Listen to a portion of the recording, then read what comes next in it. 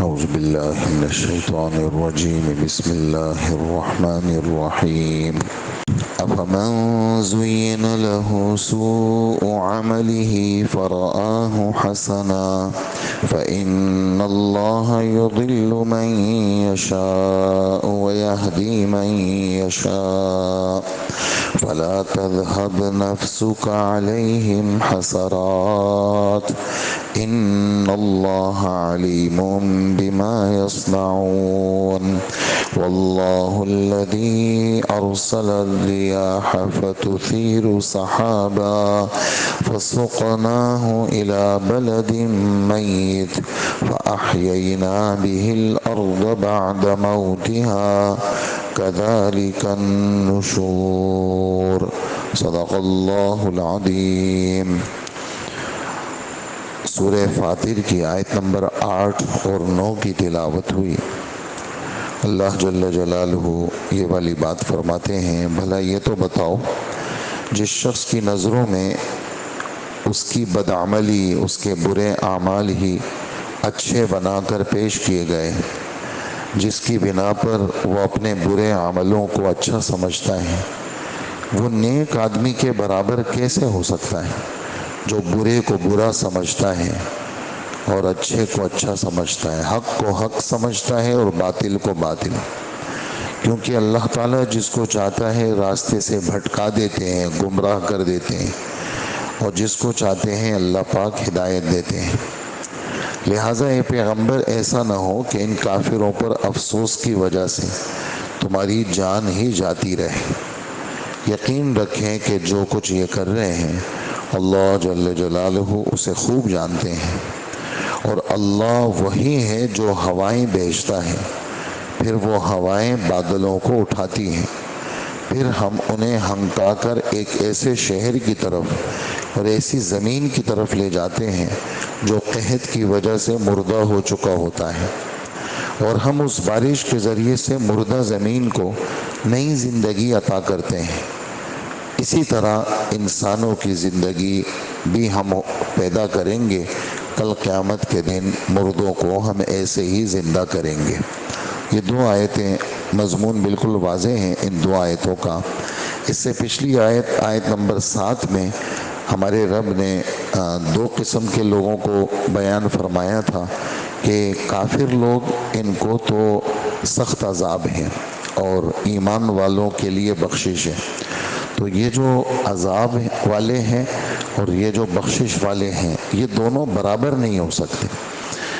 تھوڑا سا آگے جا کر کے تقریباً 1.5 صفحے کے بعد ہمارے رب یوں فرماتے ہیں کہ وَمَا يَسْتَوِي الْأَحْيَاءُ وَلَا الْأَمْوَاتُ، نہ زندے اور مردے دونوں برابر نہیں ہو سکتے۔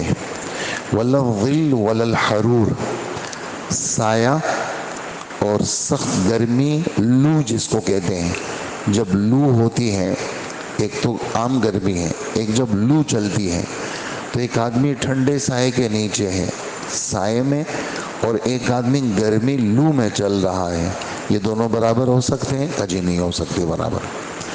اور یہ دونوں ہوشیار اور بے وقوف یہ برابر ہو سکتے ہیں؟ برابر نہیں ہو سکتے۔ تو اللہ جل جلالہ سورہ قلم میں 29ویں پارے میں یہ بات فرماتے ہیں، أَفَنَجْعَلُ الْمُسْلِمِينَ كَالْمُجْرِمِينَ، کیا ہم مسلمانوں کو اور مجرموں کو دونوں کو برابر کر دیں گے؟ ایسا نہیں ہو سکتا۔ تو جس آدمی کے سامنے وہ برائی ہی کو اچھا سمجھتا ہے اور باوجود اس کے کہ کیا بڑا سمجھدار آدمی ہے، جیسے فرعون، قارون، حامان، 20ویں پارے کا آخری صفحہ، اس میں ہمارے رب فرماتے ہیں کہ یہ جو تم لوگ قوم عاد، قوم سمود ان کے علاقوں میں چلتے ہو اور اللہ پاک نے ان کو سزا سے دوچار کیا، تو کیا یہ بے وقوف تھے؟ آگے فرماتے ہیں ہمارے رب وَكَانُوا مُسْتَبْصِرِينَ، بڑی بصیرت والے لوگ تھے، بڑے ہوشیار، بڑے سمجھدار تھے، لیکن ان کے سامنے ان کی غلط چیزیں ان کو اچھی لگتی تھی۔ غلط چیزوں کو اچھا سمجھنا یعنی مت آدمی کی ماری جائے۔ جب آدمی کے پاس صحیح علم نہ ہو اور سمجھدار آدمی ہو، علم صحیح نہ ہو اس کے پاس، تو آدمی پھر غلط کو کیا سمجھتا ہے؟ اچھا سمجھتا ہے۔ اس وجہ سے حدیث کی ایک دعا اس موقع پر میرے ذہن میں آئی۔ ہمارے نبی صلی اللہ علیہ وآلہ وسلم ایک دعا مانگتے ہیں، اللہم ارنا الحق حقا وارزقنا اتباعہ، اے اللہ مجھے آسمانی برحق اور سچی بات کو سچی سمجھا دے، آسمانی سچی بات کو سچی سمجھا دے، وہ سچ میرے دل میں ڈال دے، اور پھر مجھے آسمانی سچی بات پر عمل کی توفیق بھی دے دے۔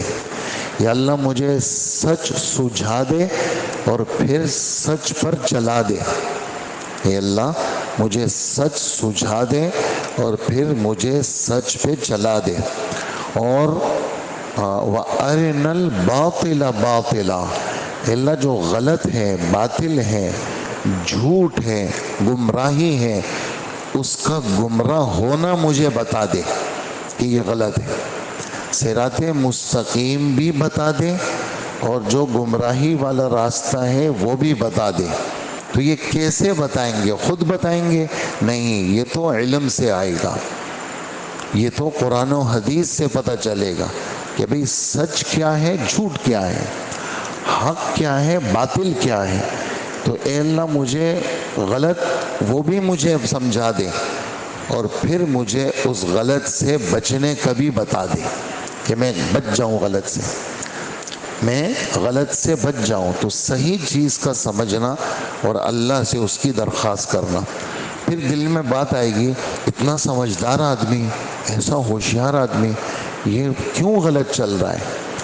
اب یہاں پر اللہ کی چاہت کو پیش کرو اور یہ کہو کہ ہدایت تو اللہ کے پاس ہے، ہدایت اللہ دیتے ہیں، دلوں کو ہدایت کی طرف اللہ چلاتے ہیں، اس کی مرضی ہے کسی کے دل میں روشنی پیدا کر دے اور اس کی مرضی ہے کسی کے دل میں اندھیرا پیدا کر دے۔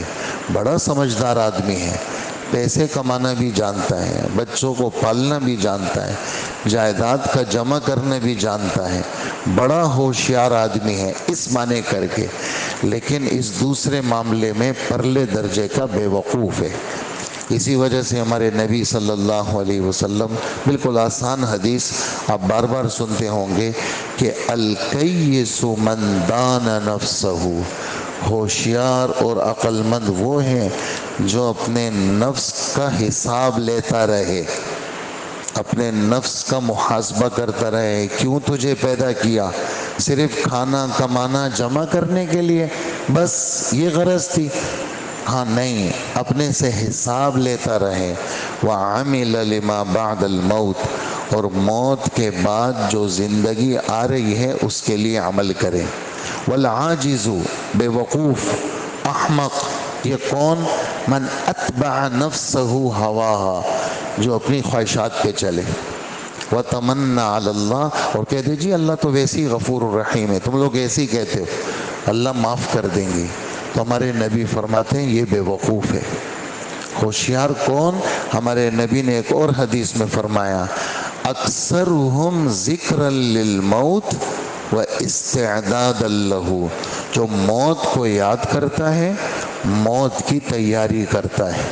اولئک الاکیاس، سمجھداروں کی جماعت یہی ہے جن کو دنیا میں بھی عزت ملے گی، آخرت میں بھی ان کا اکرام ہوگا۔ تو جو آدمی اچھے کو برا نہیں سمجھتا، گڑبڑ ہے، تو کہا اب سمجھ لو کہ اللہ نے اس کی مت ماری گئی ہے۔ اچھا یہ مت کیوں ماری جاتی ہے؟ یہ گناہوں کی کثرت سے ہوتی ہے۔ جتنا نگاہوں کا غلط استعمال ہوگا، کانوں کا غلط استعمال ہوگا، خدا کو آدمی ناراض کرے گا، آہستہ آہستہ گندگی کی تہ جمتی رہے گی۔ جیسے میل آ گئی، آپ نے دھو لیا تو بہت اچھا، لیکن ایک تہ جم گئی، آپ پہ اثر نہیں ہوا، دوسرا، تیسرا، چوتھا، تو میل کی تہ جمتی رہے گی۔ ایسے ہی گناہ ہے کہ ایک گناہ آ گیا، توبہ کر لی تو دھلائی ہو گئی، اگر توبہ نہیں کی تو پھر گناہ کی سیاہی وہ آتی رہے گی۔ تو اے نبی آپ کو پریشان ہونے کی ضرورت نہیں ہے، کہ میں تو صبح شام ان کی ہدایت ان کی تبلیغ کی کوشش کرتا ہوں پھر بھی یہ باز نہیں آتے. کہا کہ انہوں نے اپنے اندر کو اندر کے کالک کو پسند کر لیا ہے، ان کو اندر کی کالک ہی اچھی لگتی ہے، لہٰذا آپ اپنے آپ کو افسوس کر کے وہ ہلاک نہ کریں. ان کے عملوں سے واقف وہ اللہ کی ذات ہے. یہ تو اس آیت کا مفہوم ہوا.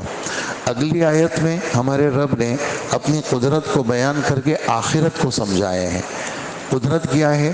تم دیکھتے ہو کہ یہ ہوائیں چلتی ہیں بارشوں سے پہلے، تو بارشوں سے پہلے یہ ہوائیں 8ویں پارے میں فرماتے ہیں خوشخبریاں لے کے آتی ہیں، بشرن، بشارتیں لے کے آتی ہیں کہ ابھی بارش ہوگی. جیسے کل عصر میں اندھیرا چھا گیا اور جناب ایک موسم سا بن گیا کہ ابھی بارش ہونے والی ہے، تو بارش سے پہلے ایک ٹھنڈک کا احساس، بادلوں کا احساس، تو اللہ پاک فرماتے ہیں یہ میں لے کے آتا ہوں. پھر اس کے بعد ہوائیں جب میں چلاتا ہوں تو وہ ہوائیں بادلوں کو اٹھاتی ہیں، تو ہواؤں کا چلانا بھی میرا کام، پھر بادلوں کا اٹھانا بھی میرا کام.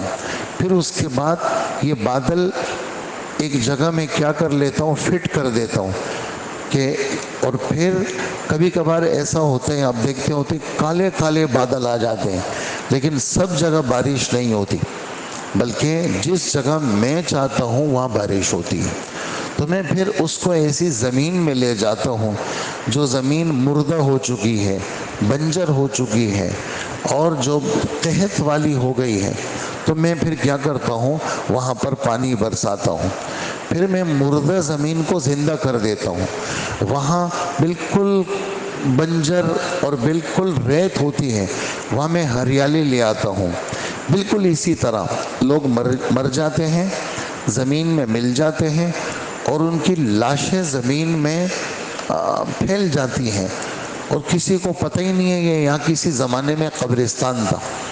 کتنی زمینیں ایسی ہیں جہاں پر لوگ دفن ہو جاتے ہیں، قبروں کا کوئی پوچھتا نہیں ہے، تو قبریں بھی ختم ہو جاتی ہیں اور زمین بالکل لیول پہ آ جاتی ہے. لیکن کل قیامت کے دن کیا ہوگا، اس جگہ پہ جب سور پھونکا جائے گا تو میں وہاں مردوں کو زندہ کروں گا اور مردوں کو میں زندہ کر کے وہاں سے لوگ اٹھیں گے. تو فرمایا جس طرح مردہ زمین کو میں زندہ کرتا ہوں ایسے ہی میں مردوں کو زندہ کروں گا اور مردوں کو زندہ کر کے اپنے پاس پیش کروں گا. تو اپنی قدرت کا بیان اور قدرت سے آخرت کا بیان کہ تمہارا دل دماغ کہیں غافل نہ ہو، تم سمجھو کہ تم نے بھی مرنا ہے اور تمہیں بھی اللہ کے پاس جانا ہے. یہ 2 آیتیں اس کا خلاصہ میں نے آپ کی خدمت میں پیش کیا. اللہ پاک ہمیں ان باتوں کا یقین نصیب فرمائے اور عمل کی توفیق عطا فرمائے. الحمدللہ رب العالمین.